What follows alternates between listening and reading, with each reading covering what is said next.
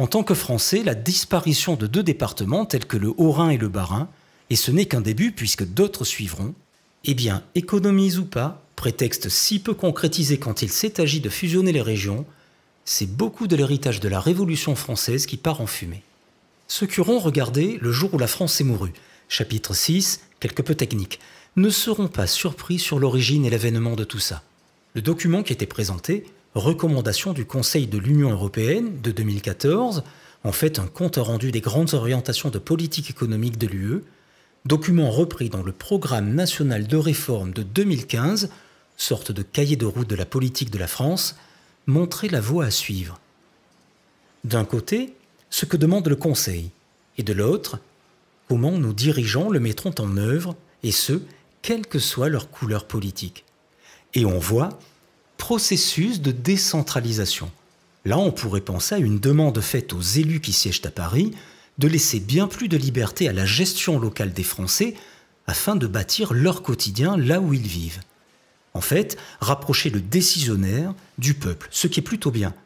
Mais voilà, plutôt bien, surtout si on oublie que ces décisions sont pensées et prises encore plus loin que Paris, à Bruxelles, par des technocrates que l'on n'a pas élus, qui ne sont pas forcément français et ne connaissent donc pas vraiment nos besoins, nos valeurs et nos habitudes.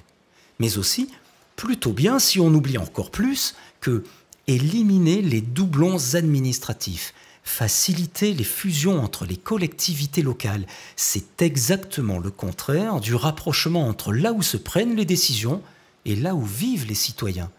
Avant, on allait à la mairie, juste à côté. Maintenant, vu que les villes, villages et départements disparaissent ou se regroupent en agglos, métropoles ou régions toujours plus vastes, on fera, pour un même acte, bien plus de kilomètres en voiture en dépensant de l'essence de plus en plus cher.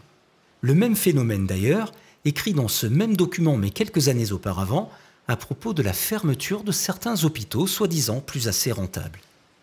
En partant de là, nos gouvernements successifs vont appliquer ces demandes à leur manière. Réduction d'un tiers des intercommunalités, délimitation et division par 2 des régions, transfert de compétences des départements aux régions. On comprend mieux la fameuse loi Nautré, nouvelle organisation territoriale de la République. Pourquoi les Alsaciens ont été plongés dans la région Grand Est et pourquoi le Bas-Rhin et le Haut-Rhin, devenus des doublons administratifs, vont disparaître. D'ailleurs, à force de se délester de toutes ses compétences, c'est la France qui devient un doublon administratif. Alors, à quand sa disparition ?